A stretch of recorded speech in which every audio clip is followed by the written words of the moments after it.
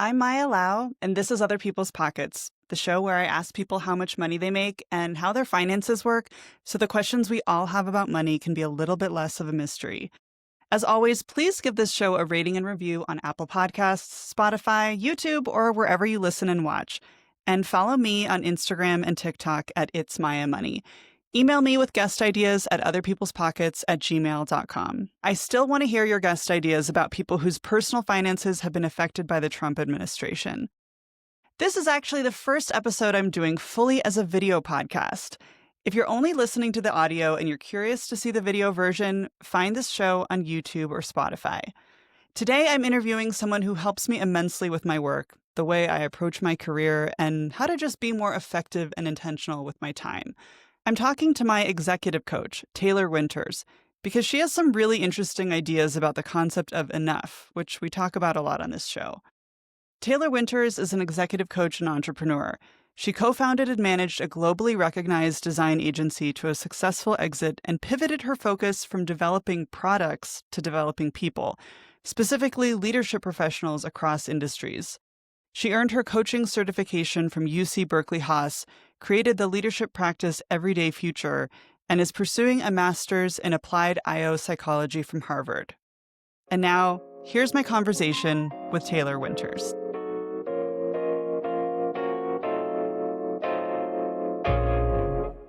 Every now and then on Other People's Pockets, we do what we call a pocket dial, a conversation with an expert to unpack some of the themes on this show, things that we're learning. And I wanted to talk to you, Taylor, today to discuss the concept of enough, because one of the questions I always ask my guests after hearing about their personal finances is, what does enough look like to you? And one of the things that I love about working with you is that as somebody who is a solopreneur, I don't have colleagues. I have people that I work with who I do projects with. Most of that is remote, but I don't really have anyone else who is doing what I do full time. And Right. so being able to talk to you and bounce ideas and get, somebody else that is totally in your corner to help figure out troubleshooting things, but also the bigger vision, like what am I ultimately Mhm. working toward? What is the big output that I want to have in my career is really Yes. helpful. Good. Yeah. So we work together, and that's amazing. But the thing you just said about everything from like being able to tactically work through with somebody just um, an an idea that you have or something that you're trying to push forward, all the way to really having a space and a witness and at times a collaborator to really dream and to vision and being able to connect the tactical to the big vision. That's a great articulation of the space and the support that coaching can provide. Yeah. And part of also what has been helpful is that you do provide the nuts and bolts Mm, of how to run a business, what are the different functions that need to happen within a business, how do you deal with clients, etc. But also there's things like meditation and mm, visualization and, to the extent I'm sure that your clients are comfortable with it, kind of working in those modes as well to broaden your sense of what is possible. It's not like mm, only practical, it's also, in a sense, spiritual or kind mm. of boundary expanding in that way. And Yes. so, yeah, I'm curious about what your relationship is with the concept of enough. Hmm. Well, you just said some really wonderful keywords that I'll use and riff off of, which is, pushing the boundaries of what's possible. And then also still being able to um, come back down, if you will, to the ground of like what's practical and what's functional and like make something work, right? And really trying to relate these two spaces such that you're bringing something into reality that is of greater value than what you were working with before, right? So maybe some simpler put, like growing a business, creating a vision, but how that relates to the concept of enough. often I find people, or I actually will go ahead and say always, like in every single instance that I'm coaching somebody, there is some way in which they feel like they are lacking, some way in which they are not enough, And this is right? even CEOs, people who are highly Oh, yeah. successful. Oh, yeah. Right. So, by no means is this a comprehensive list, but some common ways that people feel like they're not enough are I don't have enough money, right? I even people who have a lot of money will say that, right? I don't have enough money, or I don't have enough time. That's often when people who do have enough money still find themselves very time poor. Um, those aren't always correlated, but in some ways they are. So time, money, skill, experience, status, right? Um, lovable, right? I'm in some way like me at my core is not enough to be loved, right? And Be there their employees or just in life. right. I mean, by their partner, by a lack of a partner, by their children, right? Some people what will show up, for example, in a coaching capacity is perhaps their work loves them and they feel loved by their work, but they want to what they really want is to feel the love of their family. And they feel perhaps like they don't have enough time to spend with their family.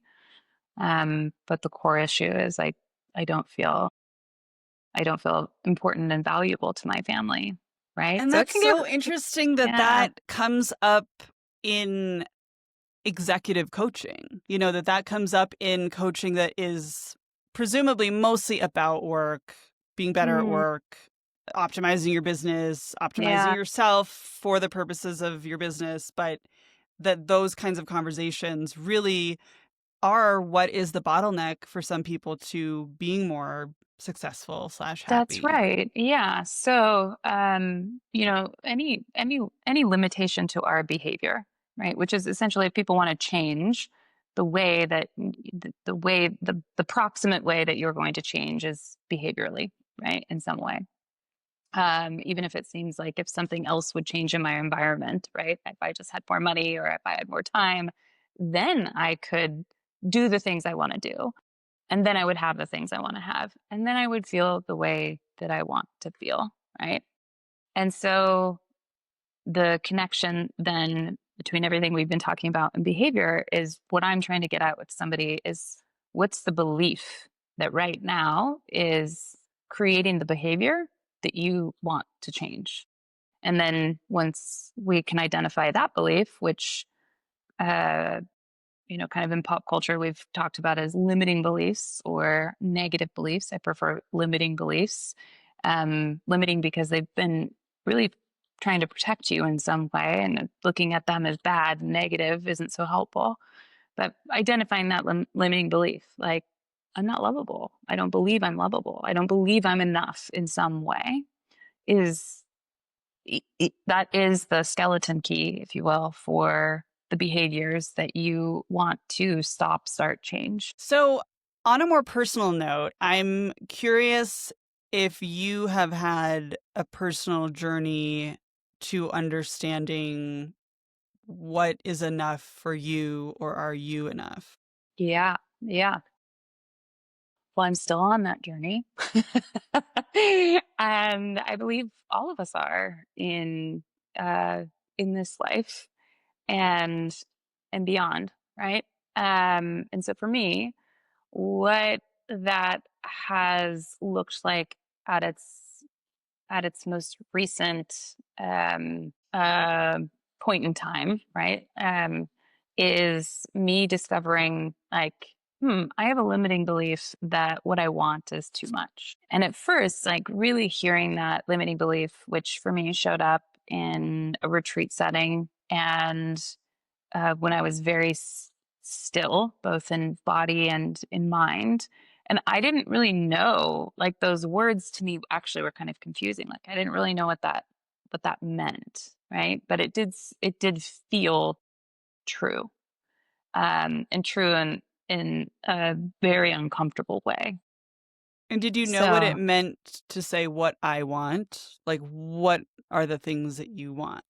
hmm not at first, but as I allowed myself to really practice what I preach and go back to that limiting belief and essentially follow the fear, right? The primary emotion with any limiting belief is at its core going to be fear. And when I say at its core, like things that often show up on top of that are anger and sadness. So when I allowed myself to follow the fear, like the fear of like what I want is too much, what does that actually mean? And it's not like I did this over a single day. I mean, this was a couple years ago that these specific words showed up, and I've spent time examining like how does that show up in my behavior? How does that show up um, for me in my relationships, with my work, with money, with time? And what I found out was like, wow, I am really censoring myself in ways that then keep me in this otherwise comfortable state of good enough. Right? So if I'm really pushing myself out there, like I'm asking too much of other people around me, potentially risking too much for my family or myself. How That are you what I censoring want yourself? is too big. It's maybe a better word is just holding myself back, right? So censoring myself with my attention and with my effort, like focusing on what I have and what I've created, be it, with coaching or with other investment work that I do, with how I live, with kind of the world that I'm creating, the future that I'm creating for myself. Like, this is good. Let's keep it safe. Let's keep it protected, right? And not allowing for myself to grow and change. And I would use the word like expand. And is there something specific, an example that if you had no inhibitions, you would just go for it? What is one of those things that you might do? More of this. This is a great example. Like, I have turned down speaking opportunities. I've turned down podcasts. I've turned down, collaborations on like co-writing articles or things that really put me out in front of other people, which is funny because I spend, all day in very deep, intimate conversation with people. But the idea of like being kind of put out on some type of public stage is something that I both want and also something that I've held back from doing. So that's a good Mhm. example, Mhm. right? Another example is just like then not just putting myself out there, but putting my ideas out there for greater consumption, right? People that I may never meet, people that I then may never have any type of conversation with, but really starting the conversation, having the conversation on a larger level, whatever that might look like. And And the fear is that you might get negative feedback from that, or you might be stepping into some unknown quagmire that you don't want to deal with. yeah, I think I'm less the fear of negative feedback and other quagmires doesn't seem to show up for me as much as like allowing myself to really want whatever that means for my life, which Mm. since I don't know what that means for my life, right? And this again relates to work that I do with people. It's we're often way more afraid of what we really want because it's in that realm of like, is that even possible? Like, what is that even like? What will that even Right. feel like? That we tend to focus our attention and our effort, our our core resources of energy, and I'll touch on that and how that's related to enough, but we tend to focus our attention and our effort on like avoiding what we don't want. You've heard me talk about that. And then, getting within the margins of just good enough. So I'm in a place, Maya, where my life is really good enough. Like it's great. And in many ways, and there are plenty of things, right, to tweak and make better. But if I were to really allow myself to continue to grow and to continue to change in big ways, that if I'm really honest with myself, which is what I try and practice doing, like I want that. I want that, but I also don't know what that means for my life as it is right now.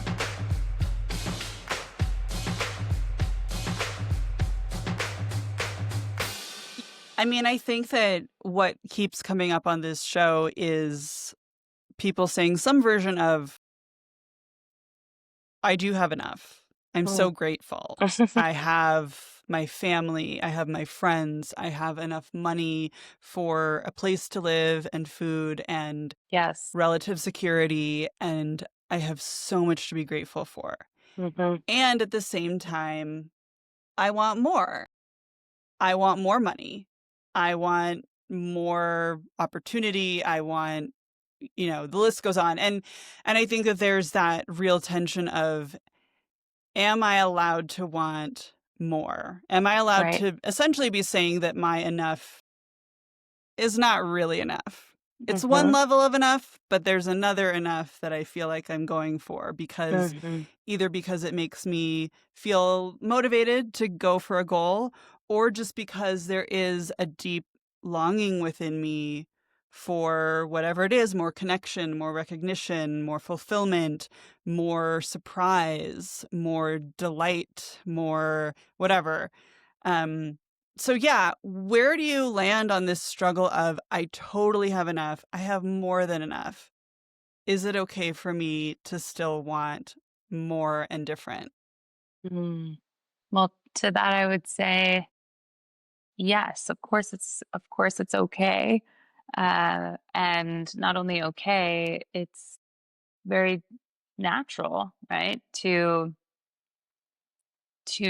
want to feel a way ultimately, right, that like that feels amazing, right, feels different than good enough, right, and feels amazing usually falls in the category of I want more joy. I want more surprise. I want more awe. I want more love. I want more peace. And examining those ways that you want to feel more of and ways then that you create more of that feeling, um, I'm all for. Right. And I usually work with people who have a lot of ambition, and some of those people are scared of their own ambition, some of those people are proud of their ambition, some people feel overwhelmed by their ambition, but I generally tend to work with people who in some way are in that quandary that you just set up. Yeah, I have a lot, but I want something more. Yeah. Well, one of the things that you and I have worked on is the concept of you want this thing so that you can do this thing that you want in order to have this thing that you want, in order to be this person you want to be, Mm-hmm. so that you can feel this feeling that you want to feel. Right. And in the context of, say, going after a job that you really want, that would have been so perfect for you, that just checked all your boxes, you think you're going to get it, and then you don't get it. And Mm-hmm. how hard it is to, the aftermath of that is, well, I shouldn't have gotten my hopes up. Mm. But you have said to me, no, you should get your hopes up. Getting your hopes up is a great exercise because what it's doing is putting yourself in the place where you kind of believe that you have this thing and you are feeling all the feelings of having that thing and how amazing it is. That particular job may or may not be the portal that actually will get you there. It feels like it's the portal, Right. but maybe it's not. Maybe it was not the portal that was going to Mm-hmm. get you there. But the reality is you can have some of those things that you want by feeling those feelings in your body now,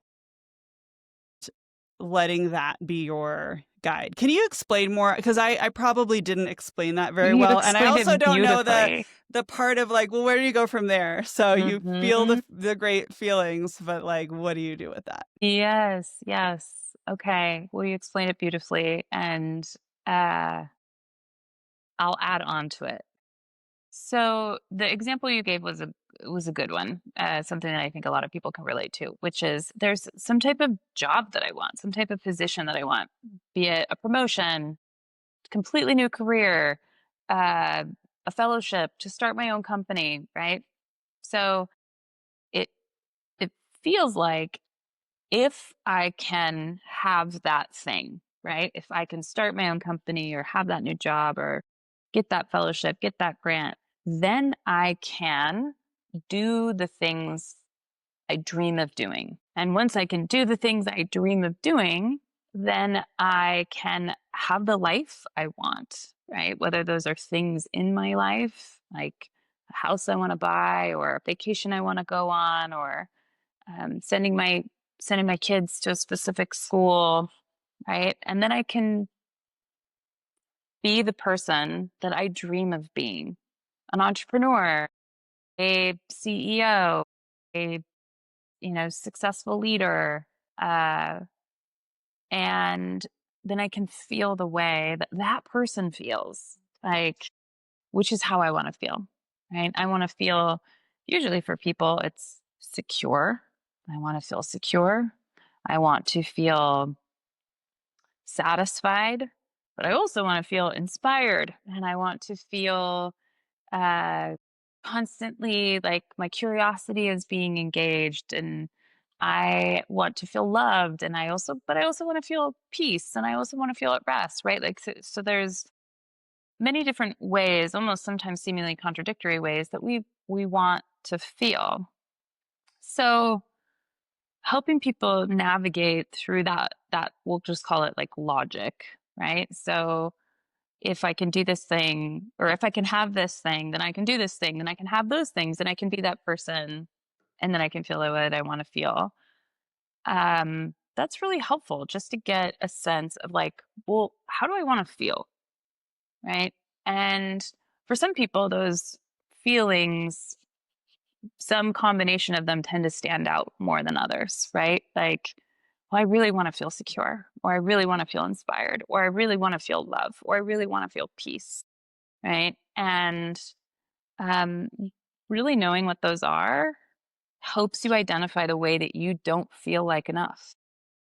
Like, you don't feel inspired enough, or you feel like you're lacking in inspiration, or you're lacking in wonder, or you're lacking in peace, or you're lacking in love, or you're, the list goes on, you're lacking in joy. That was one that showed up for me, and it was true. I felt like I was very much lacking in joy for a period of my life. And usually that catches people by surprise, even though it's right there in the logic. Like, oh, yeah, that's what feels true. And from there, what you can do, that is a process, but I'm here to support it. And there are many other resources out there to support people as well. But you can find a way to, I call it, resource yourself. So, but I've almost separate those into resource. So for me, that means going into source. I go into source through meditation. Some people go into source when they feel like they're in flow state. Some people feel like they go into source when they're praying, when they're journaling, right? Most people are familiar with some state that feels like it kind of drops out of space time, right? And uh, I usually put meditation on offer because I have found for myself and for other people that that seems to be a reliable method for getting into source. And source is where you re-up, re-energize your most important resources, which are your attention and your effort, right? Those are like our units of energy that we exercise in our I I call this world like our interface world, right? So you can just call that daily life, right? But we IRL life. IRL, Yeah. perfect. Yes. So we have source and we have IRL. And Hmm. in IRL, like where I send my attention, I love this phrase. I didn't come up with it, but where attention goes, energy flows, connection grows, right? So where I send my attention, energy flows, connection grows.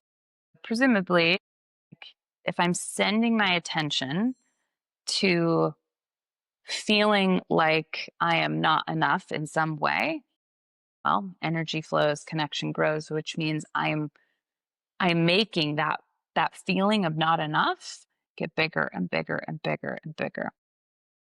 And this is not to say that people, bring their suffering upon themselves, right? But it is to say that you do have the the capacity and the choice to redirect that attention and also redirect then your effort. But attention's really um, the first thing that you want to redirect. Because I will work with people who have like, I've been trying so many different things, nothing is working, right? That's effort. But their attention is Hmm. still focused on I'm not enough in some way. And So attention is one of the things we can somewhat control. I mean, it's of course thoughts pop in and obsessions happen, but you can at least for 5 minutes say, yes, I'm going to put my attention on what? right. So attention is a muscle and Hmm. you can train, right? And we don't uh, we're very well familiar with physical training, but like mental training is just kind of coming online, right? Hmm. Meditation's having a new moment um in our culture, and also attention's getting a lot of attention for being under siege, right? And we're Hmm. starting to see the effects of attention not having any training and also Yeah. being captured, if you will. So it is something that you have some measure of agency to train, right? So like a physical skill, And right? so for someone who is just like, listen, I need more money. Right. I inflation is killing me. Groceries every week are killing me. Mm, I am in a job that I studied for in school and I mm. do well at, but it's still not effing enough. Like, where do you take that to then get to the place of one of the things you can do is focus your energy? Like, where does that person go with what you're talking about?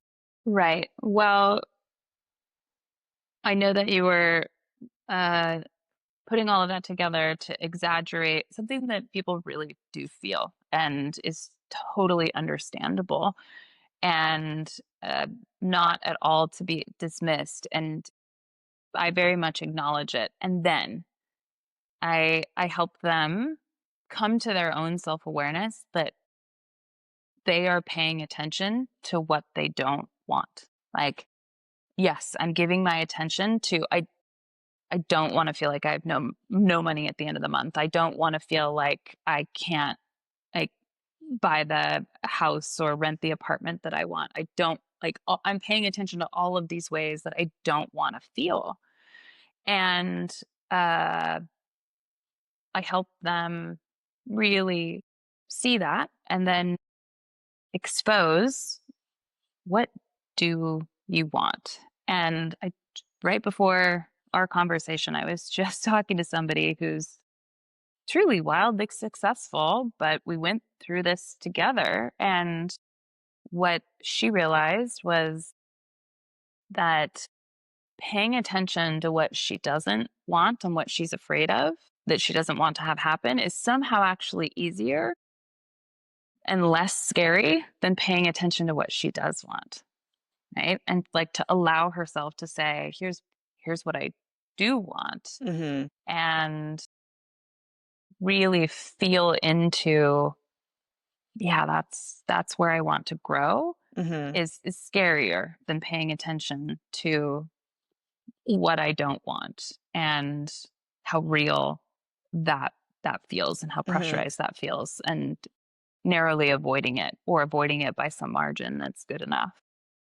And I imagine, I mean, I've also heard the advice that sometimes when you're in a quandary and you know you need a big change and you want to do a lot of different things, but it's very hard to see sort of the end goal. Mm. One of the steps is just what do you want to do next? What do you want Not to do next? not what do you ultimately want to do in 10 years. You may not know that.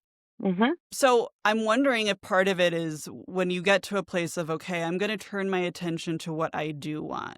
Mm. I'm going to feel in my body the feeling that I want to have as if I had that amazing job. I'm going to feel Mhm. what it feels like to have it Mhm. and turn my attention there. Is part of it to just be like, let's take a baby step. What is the next thing I do with this feeling? Yes. Yes. I mean, you said it, so I'll try and restate it. But right, allowing myself to, after I've identified, oh yeah, I'm paying a lot of attention and potentially putting a ton of effort into avoiding what I don't want, and really staying in this place that I don't want to be, allowing myself to pay attention to what I do want and really bring those feelings that I want to feel into my body, right? And often a great practice for that is a practice of gratitude, which is really difficult for a lot of people. So I can help, support them in practicing that gratitude. Then, correct, it is like, yes, I have these feelings in my body, right? These feelings that I want to feel more of. So for me, I'll use myself as an example, bringing joy into my body, right? And really using gratitude as a specific practice for like being grateful for the things that did bring me joy, right? Like knowing like I want to create even more joy, and then making my decisions about what I'm going to do next, perhaps in a given situation, only once I'm in that state, in that charged, energetic state of I feel joy. So if my intention is to create more joy, right, I am going to make my decisions. I'm going to take action for how to do that only when I'm in that state. What is a decision that you made when Mm. you were in that state? What is even a baby step toward more joy that you did? Mm-hmm, mm-hmm. Um, a really specific decision for me was saying yes to um, experiences with my friends, right? Things that maybe because of just childcare or work or coordinating with a partner, like I would have just maybe not done as much of, right? Mhm. So perhaps that's related to what I want is too much, right? Feeling like, well, like I need to moderate and be responsible and those types of things, but moderating one's joy didn't make any sense to me. So I just started to say yes to um, going with a friend on a whim to meet another friend in Mexico City, where I got to see you, right?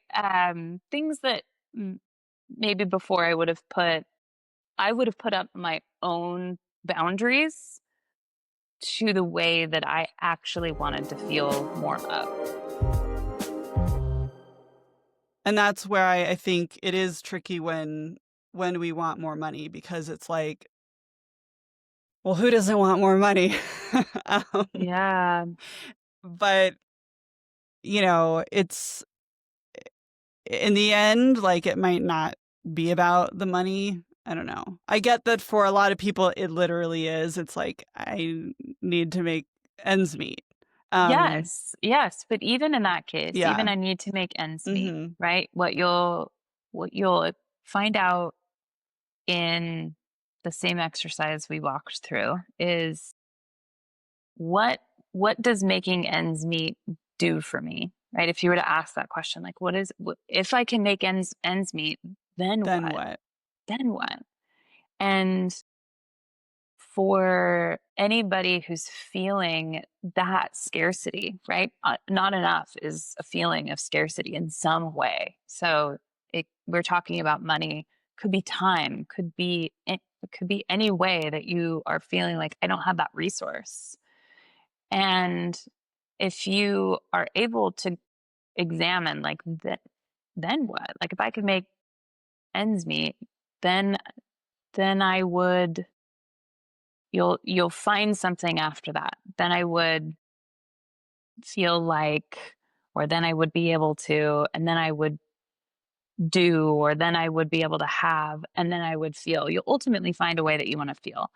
And perhaps if I was to follow or fill in that potential logic, like if I could make ends meet, then I would feel secure. Like realizing like, okay, what the feeling I want to feel is security. Like how can I bring that feeling of security into my body and make my decisions, make my choices from that place. Um, it's my experience, and certainly acknowledging my experience is from a very privileged place, but it's my experience for myself and then working with people who, even if they have enormous amounts of money as a resource, still can find themselves feeling very, very, very poor and very much like they can't make ends meet in a relationship, right? Or with time.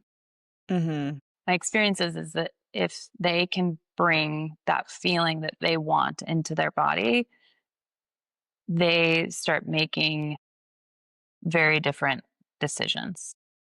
Yeah, and I think that ultimately what you're saying is not, some one-stop shop to, well, you just do this and then you'll be It's making not. more money, You're or right. it's more of an exercise of redirecting attention so that you can maybe just decide what's next or something to try. Like, That's right.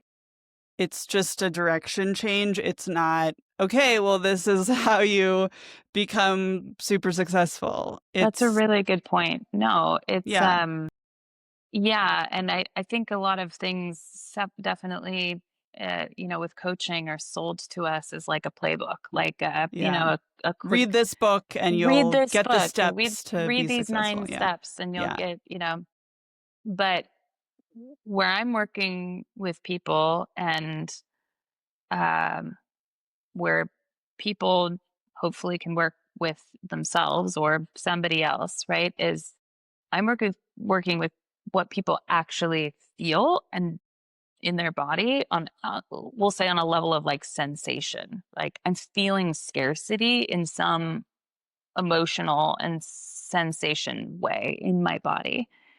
And I'm helping them to shift that, not just once, but yes, like repeatedly. And it's a practice, right? And Hmm. it's a practice and it's a process. It's not a playbook.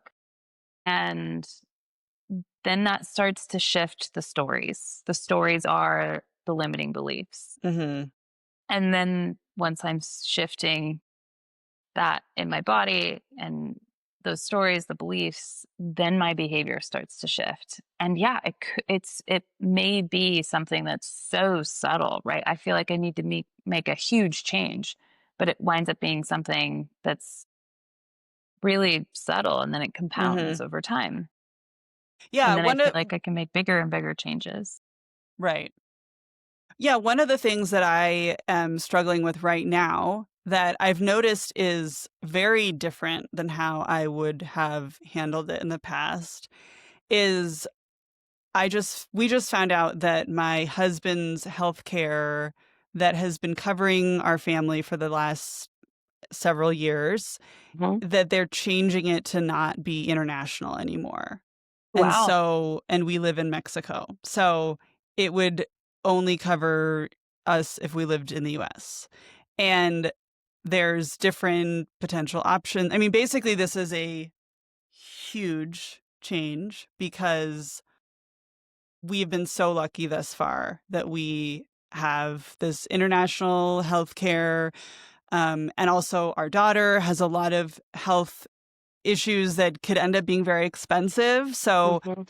it's no small thing. And Yeah. in the past, I would have totally freaked out about this and gone to the worst case scenario and been like, all the bad things. We're going to have to move. We're going to be spending so much money. We're going to have some big thing that is going to bankrupt other, like, and now I'm kind of like, I guess I'm relating it to what we're talking about in terms of picking where my attention goes. Yes. I'm trying to be like, how can I be curious about this situation? What if there's an insurance that would cover us for an affordable rate? Or for maybe it would be more, but it would be worth it for our family. What if there's an option that, you know, we've never heard of?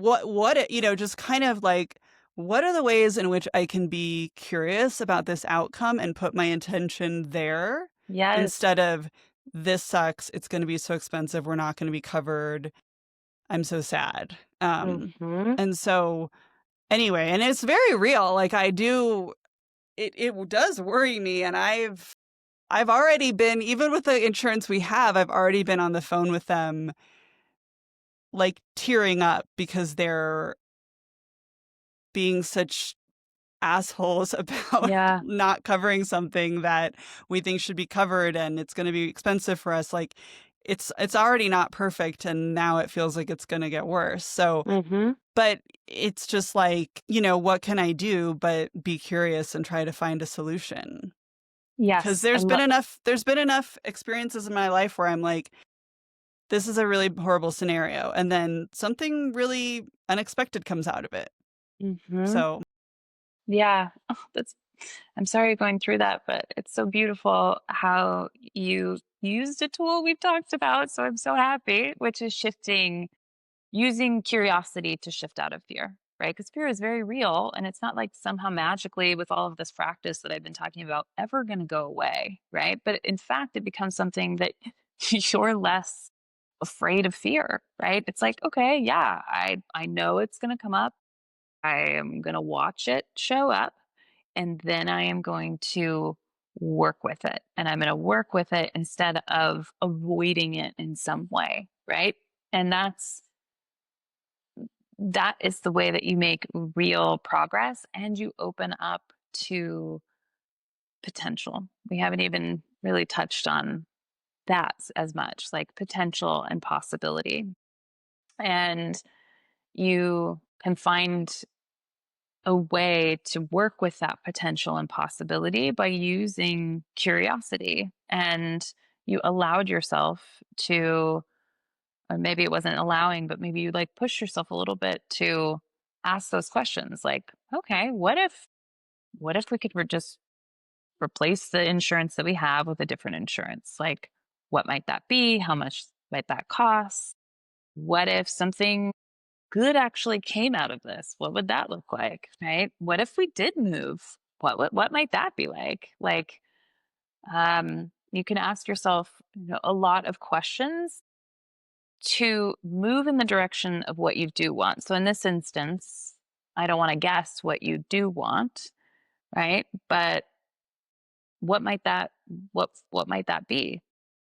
what I do want is to feel secure, to feel like our health issues are covered, that I'm not nickel and diming ourselves and, we want to go to this one doctor, but we shouldn't because we're not going to be able to pay for it. Or, Mm. you know, I want to feel like we are healthy, we are secure, and it's just not something I'm worried about. And the Mhm. money of it all too, that it's not going to totally break the bank. Mhm. Okay. So you want to feel secure, You want to feel like you can pick any provider, have any care that you want to give to yourself and your family. And you want to feel a sense of well being in that process.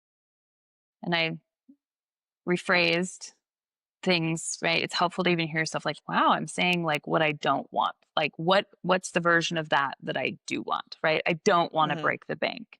Well, Hmm. I do want to feel like we can pick any provider that we feel like is right for the need that we have.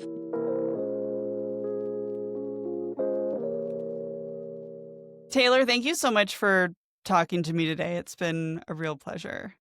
Oh, thank you for having me and for all of the amazing questions. And um, I look forward to further discussions about this.